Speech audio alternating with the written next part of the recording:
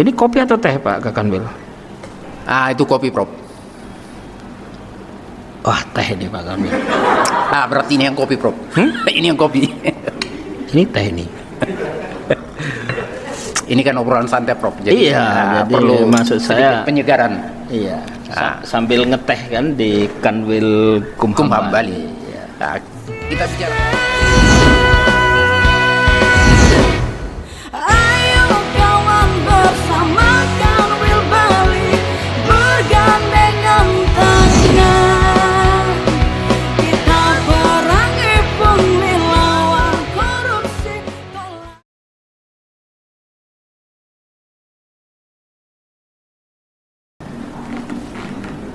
Bapak Ibu sekalian, selamat sore, Om Swastiastu, Assalamualaikum warahmatullahi wabarakatuh. Waalaikumsalam warahmatullahi. Salam sejahtera untuk kita semua. Yang saya hormati Prof. Widodo. Selamat sore, Prof. Selamat sore. Senang bertemu dengan Prof pada sore hari ini. Selamat sore Pak Kakanwil. Ya, kita sedikit bincang-bincang tentang hukum, Prof. Jadi ngomong cerdas tentang seputar permasalahan hukum di Bali. Ngomong cerdas. Ngobrol cerdas. Ngobrolan cerdas tentang soal-soal isu-isu hukum di Bali. Gitu. Betul, Prof. Tapi sebelumnya, Prof. Kalau saya dengan Prof sudah sangat kenal. Iya. Tapi teman-teman yang mungkin nanti melihat podcast ini belum tentu mengetahui siapa Prof. Jadi untuk itu kami ingin mengetahui, maka tidak kenal maka tak sayang. Kami ingin mengetahui biar yang lihat podcast ini nanti mengetahui siapa sebenarnya Prof. Widodo itu yang menjabat sebagai Kepala BPHN dan juga sekaligus sebagai PLT Dirjen Imigrasi.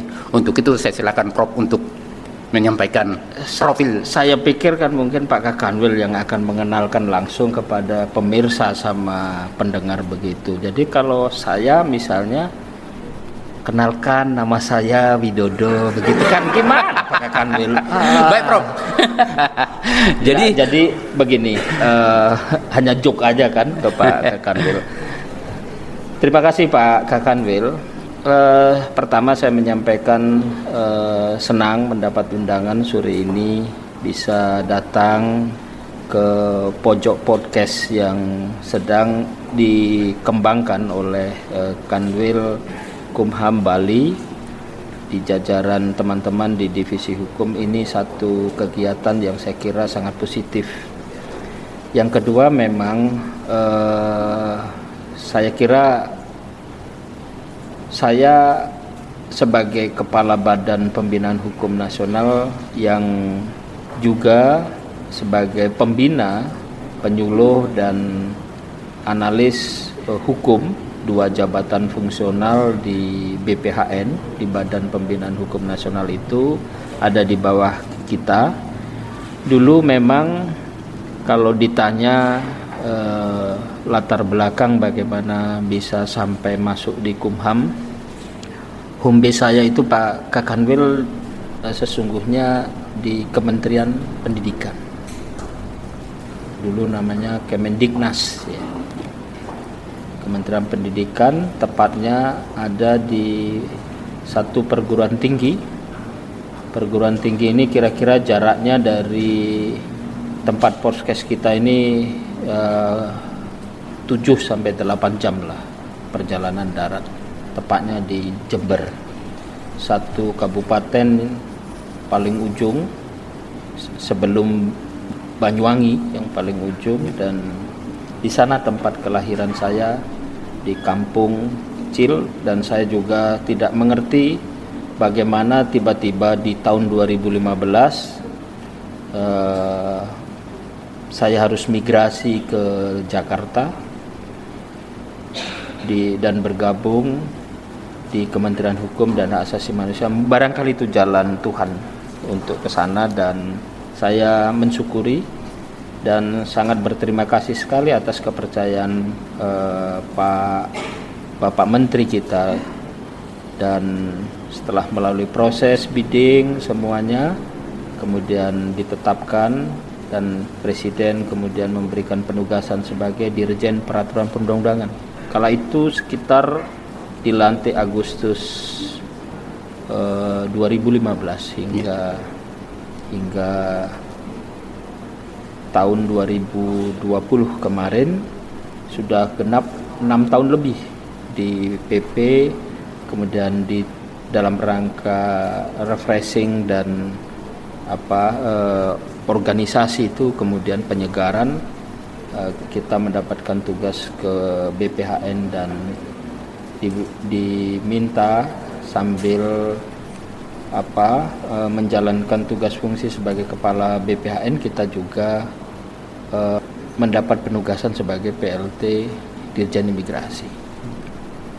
Nah, sampai sekarang ini, dan saya berharap sekali di BPHN ini ada proses transformasi perubahan yang bisa kita lakukan, dan berharap teman-teman semua memberikan dukungan agar revitalisasi tugas dan fungsi Badan Pembinaan Hukum Nasional sampai kemudian di level wilayah juga, karena kita juga punya SDM yang kita tempatkan di bawah Pak Kakanwil itu, para penyuluh kita dan analis hukum kita. Mudah-mudahan ini menjadi SDM, sumber daya manusia yang bisa memperkuat posisi pelayanan hukum di tiap-tiap kantor wilayah, termasuk di Bali ini. Itu gambaran singkat Pak Kakanwil. Jadi sudah hampir 7 tahun lah 7 tahun bergabung dengan Kementerian Hukum dan Hak Asasi Manusia ini. Baik Prof, tentunya kita sama-sama tahu bersama bahwa BPHN itu mempunyai tugas dan fungsi yang sangat strategis dalam rangka pembangunan hukum nasional. Begitu juga dengan di Provinsi Bali. Apalagi sekarang ini kita berbicara tentang transformasi tusi dari BPHN tadi, yang sekarang ini bukan hanya di Kementerian Hukum HAM sendiri, tapi juga sudah ada di Pemda-Pemda sekarang ini. Dan Kementerian Hukum dan HAM juga berperan sebagai pembina. Untuk itu mungkin ada strategi-strategi Prof, bagaimana agar para JFT misalnya perancang yang ada di Pemda-Pemda ini bisa berkontribusi banyak untuk menjalankan tusi dari BPHN menunjang Kementerian Hukum dan HAM. Kira-kira apa strateginya Prof? Ya memang ini tugas semua pimpinan unit utama untuk menjabarkan apa yang menjadi kebijakan Pak Menteri. Dan saya kira desain besar kebijakan Pak Menteri itu kalau saya lihat dari awal ketika mendapat penugasan di Direktorat Jenderal Peraturan Perundang-undangan, concern beliau luar biasa dalam rangka melahirkan produk-produk regulasi yang berkualitas. Dan saya masih ingat sekali amanah beliau setelah saya melewati proses bidding itu, saya dipanggil dan diberikan arahan harus diperbaiki kualitas peraturan perundang-undangan kita, sistem pembentukan peraturan perundang-undangan yang terkadang lama sekali proses itu, kemudian kualitas substansinya, dan jangan lupa, ini pesan yang saya kira luar biasa, beliau pesan bahwa jaga regulasi-regulasi peraturan perundang-undangan kita agar tetap on the track, bersumber dari Pancasila sebagai sumber hukum negara. Jadi itu tugas, kawal, jaga itu, dan pastikan agar tertib peraturan perundang-undangan baik secara vertikal maupun horizontal dapat dipenuhi. Tidak ada lagi nanti saling mengunci antar peraturan perundang-undangan itu, antara peraturan menteri, sesama peraturan menteri saling mengunci, kemudian peraturan menteri bertentangan dengan peraturan presidennya. Nah itu saya ingat sekali arahan-arahan beliau, termasuk bagaimana agar memperkuat SDM, karena fungsinya pembentukan peraturan perundang-undangan, perancangan peraturan perundang-undangan di sana Tetapi kalau SDM-nya juga tidak ada, maka ya ini jadi satu soal. Sudah ada memang pada saat itu namanya Jabatan Fungsional Perancang peraturan perundang-undangan, tetapi pada saat itu masih mungkin karena jabatan yang baru, sehingga pada saat jabatan ini sudah dibentuk, tinggal bagaimana membangun sistemnya, sistem bekerjanya, sistem karirnya, tugas fungsi dan penguatan lain-lain. Nah itu yang dalam 6 tahun terakhir itu saya coba revitalisasi dan bersama teman-teman tentunya tanpa dukungan Pimti Pratama, teman-teman di pejabat eselon 3 4 yang ikut bersama-sama kita memperbaiki sistem pembentukan peraturan perundang-undangan dari sisi jabatan-jabatannya ini, saya kira juga tidak akan kita capai hasil seperti sekarang ini. Nah itu kira-kira Pak Kakanwil. Jadi Pak Kakanwil sekarang tinggal memetik hasilnya ini sebetulnya. Betul Prof, memang tinggal memetik hasilnya. Nah, tapi itu juga perlu kita ketahui bersama dengan adanya transformasi tadi. Ini pemerintah daerah, para JFT-nya tersebut sekarang menanyakan kepada kita bagaimana nasib kami ke depan. Kalau dilihat dari perancang-perancang yang ada di Kementerian Hukum dan HAM, mereka masih merasa kurang berperan aktif dalam hal itu. Artinya ketika Kementerian Hukum dan HAM sudah menikmati, kok di Pemda ini masih baru. Nah, itu yang perlu strategi ke depan mungkin. Jadi sejak awal saya sudah mengingatkan kepada teman-teman perancang terutama yang dari Kumham, karena memang sebagai instansi pembina Kementerian Hukum dan HAM itu jelas dia pasti akan punya armada SDM perancang itu lebih banyak dibandingkan kementerian lembaga lain. Itu sebabnya ketika lahir kebijakan Pak Menteri, jadi ini juga luar biasa ini arahan-arahan Pak Menteri soal penguatan bagaimana supaya Direktorat Jenderal PP itu bisa punya SDM untuk memperbaiki kualitas regulasi-regulasi kita. Itu beliau juga tekankan, jangan sampai dimaknai bahwa yang dimaksud perancang peraturan perundang-undangan itu adalah perancang Kumham.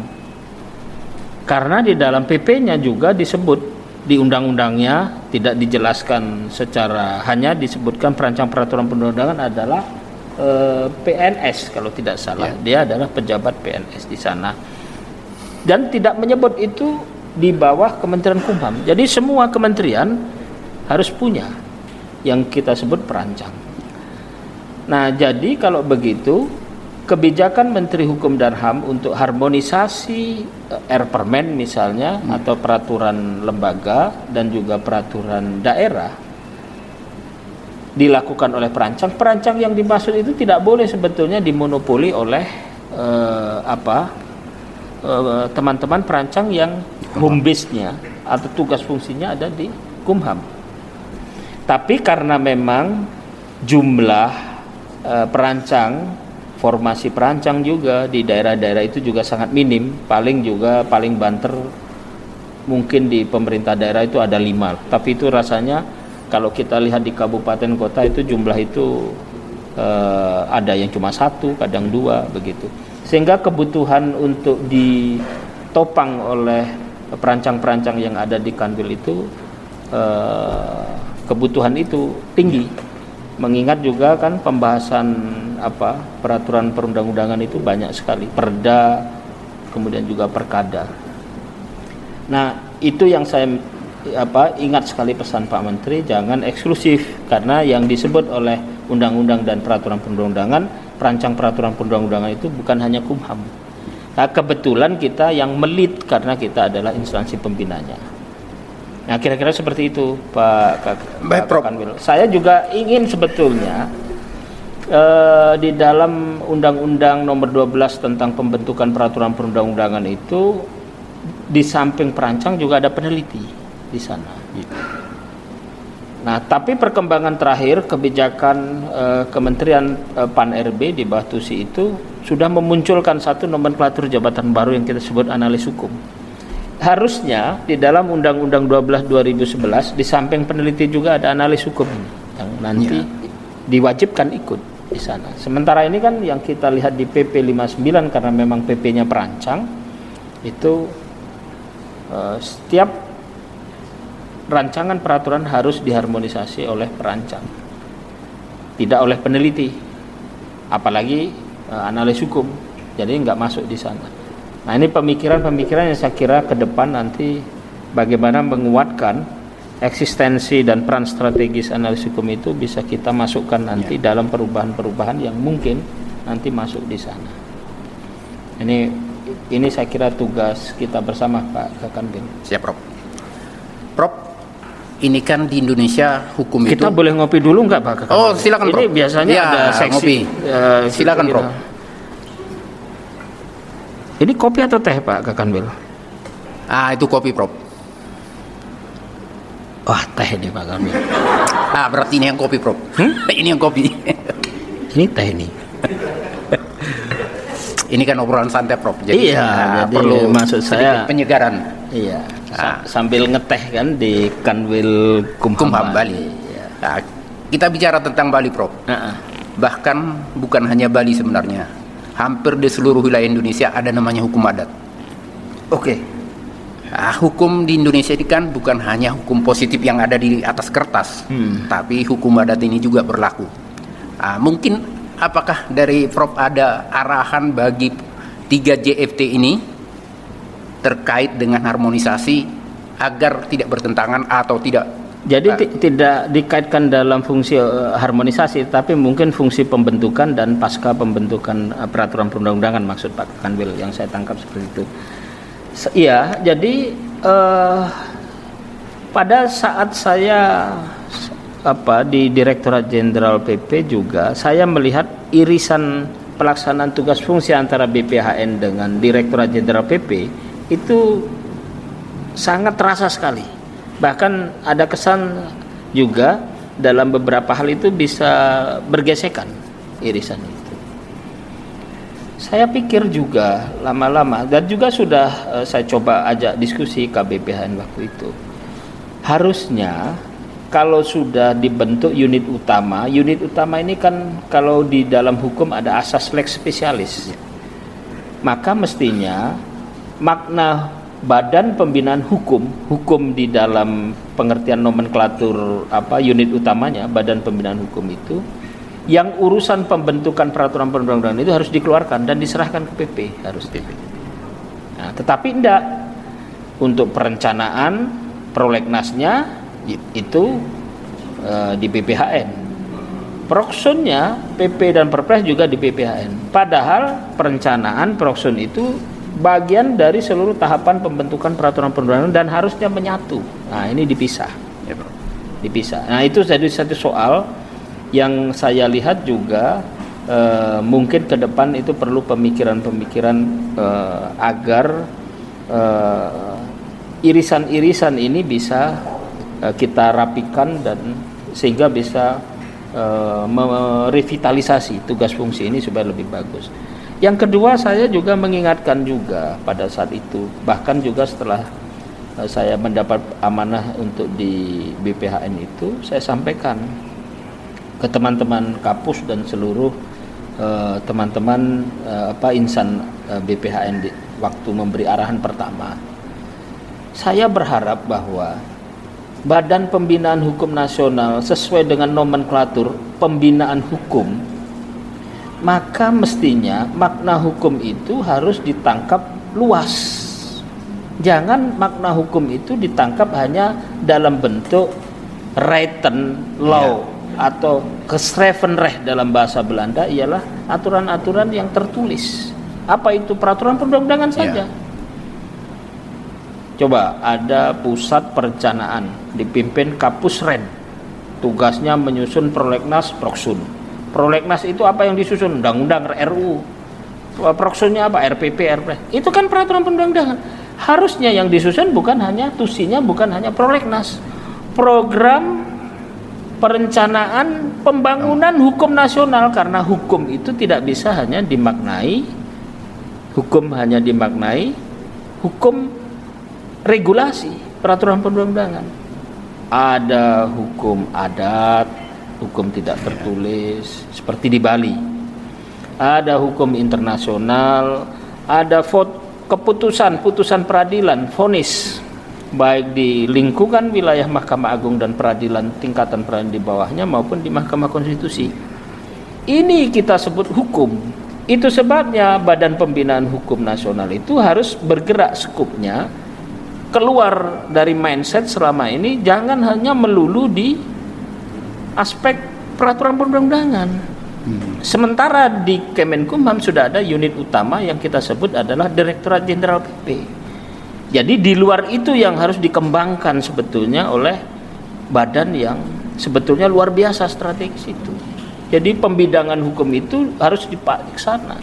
Sehingga nanti jabatannya, jabatan analis hukum, penyuluhan hukum itu tidak dibatasi hanya penyuluhan hukum perundang-undangan. Analis hukum, analis perundang-undangan, bukan itu. Dia analis hukum luas, penyuluhan hukum luas. Penyuluh hukum itu bisa memberikan suluh kepada masyarakat kita, putusan-putusan peradilan yang inkrah, putusan MA, putusan pengadilan yang sudah inkrah ya di MK, itu dia suluh, itu jadi bahan penyuluhan hukum.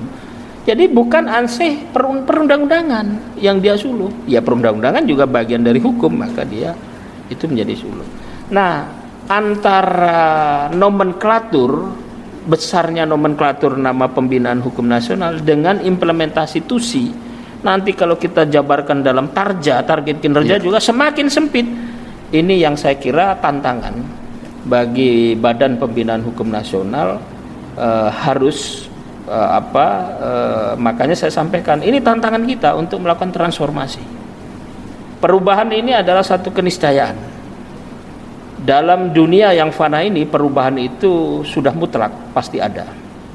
Tinggal perubahan itu, mau perubahan itu negatif kita mundur, atau mau kita positifkan supaya dia maju, memberikan kontribusi dan kemanfaatan besar bagi organisasi dan kita semua yang ada di dalam organisasi dan masyarakat.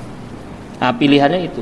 Jadi kalau teman-teman masih konservatif juga untuk ragu menghadapi perubahan ini, ya kita tidak akan bisa mencapai apa yang ekspektasi baik publik menyangkut posisi peran strategis Badan Pembinaan Hukum Nasional itu. Nah, saya kira itu, Pak Kakan. Baik, Prof. Terakhir, Prof. Nah, ini kan di hadapan kita ada para 3 JFT ini. Mungkin ada pesan-pesan khusus dari Prof untuk memberikan mereka suatu wejangan atau agar mereka lebih percaya diri bahwa pekerjaan mereka itu memang bisa dinikmati dan bermanfaat bagi masyarakat. Saya kira tidak ada satu jabatan yang tidak bermanfaat. Jadi kembali berpulang kepada 3 para pejabat fungsional yang ada di Kanwil ini. Jabatan perancang, analis hukum, penyuluh. Semua memiliki ruang peran yang saya kira bisa dioptimalisasi pengabdiannya untuk sebesar-besar kepentingan daerah, kepentingan Bali pada khususnya dan kepentingan bangsa negara pada umumnya. Saya kira di Bali pembangunan hukum, terutama menyangkut produk-produk hukum daerahnya itu sudah cukup pesat, apalagi memang Bali menjadi destinasi wisata dan banyak kedatangan orang-orang asing, investor dan semuanya. Ini sebetulnya menuntut teman-teman yang ada pada jabatan fungsional baik perancang, analis hukum dan penyuluh ini harus sigap, dan ini saya kira tugas bersama ya, walaupun ini ada di bawah Pak Kakanwil, ini tugas bersama yang memang harus kita. Tapi memang Pak Kakanwil juga harus saya sampaikan juga, optimalisasi ini juga mestinya juga harus kita gerakkan bersama dengan spektrum yang lebih pada bagaimana kita bersama-sama sepakat dengan perumusan kebijakan kelembagaannya. Penataan kelembagaan di Kanwil ini penting, Pak. Siap.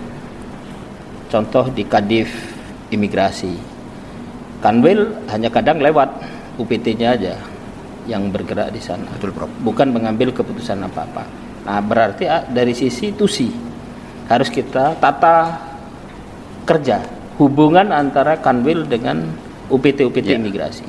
Itu satu contoh. Yang kedua, soal bagaimana kita harus merevitalisasi posisi kadif-kadif yang sebagai organ operasional, organ teknis dan substansi Pak Kakanwil, membantu tugas Pak Kakanwil. Kadif Yankom itu bebannya berat sekali Pak. 6 unit eselon 1. 6 unit eselon 1, berbeda dengan kadif imigrasi, Iya. kadif pas. Kalau kadif imigrasi pasti akan diisi jabatan karir di sana. Iya. Pas juga begitu. Tapi jabatan-jabatan di bidang KI, ini 6 unit utama, Balitbang, kemudian juga Ditjen PP. Nah, saya menawarkan satu gagasan, ini harus ada juga transformasi yang bergerak, proses perubahan yang harus bergerak untuk bagaimana memberikan penguatan pada tugas fungsi kita. Divisi kita dibagi aja. Karena ternyata dalam praktek saya melihat ketika saya mendapat penugasan sebagai PLT Dirjen Imigrasi, di AHU ada PPNS, MLE dia. Ya, ini. Kemudian ekstradisi Ya. urusan ke sana. Di KI ada PPNS, imigrasi ada PPNS di sana. Artinya fungsi penegakan hukum kita itu ada. Ada. Harusnya Kanwil itu juga ada divisi penegakan hukum. Satu. Yang kedua, kalau kemudian 6 unit utama itu berebut di Kadif Yankum, satu ini pasti akan persaingan akan semakin ketat, tidak seperti teman-teman imigrasi. Nah, ini yang saya lihat kan praktiknya imigrasi juga kadang masuk di BPHN, tapi belum ada ini Pak. Belum ada, Prof. Belum ada. Belum. Kecuali ADC. Pemasarakatan masuk di unit utama lain.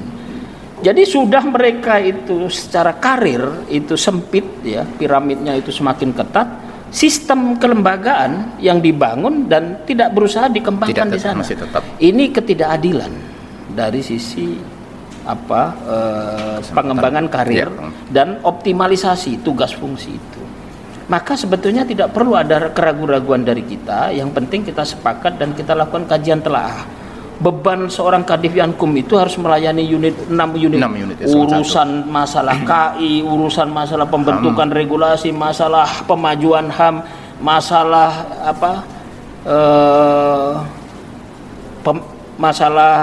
BPHN juga. Nah, ini terlalu banyak beban itu, dia harus melayani ke sana. Jadi nggak bisa fokus di sana. Ditambah, mohon maaf, Kadif Yankumnya ternyata juga tidak dari background itu, tapi misalnya masuk pemasarakatan, masuk misalnya, mudah-mudahan imigrasi jangan ikut lah. Belum, Prof. Mudah-mudahan jangan. Mudah-mudahan jangan. Jadi harus ada gagasan untuk melakukan perubahan itu. Dibentuk pelayanan hukum, kalau begitu divisi pelayanan hukum bagaimana? Diubah, dipecah menjadi pembentukan hukum, pembentukan dan pelayanan hukum. Di mana divisi pembentukan hukum itu? Nah, kita lihat unit utama existingnya.